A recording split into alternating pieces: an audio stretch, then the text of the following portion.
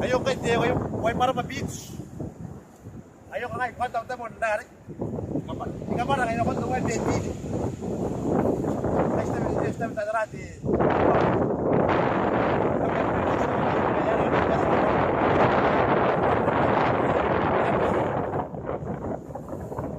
Ate, next time tadarati mo sino ko. Ate.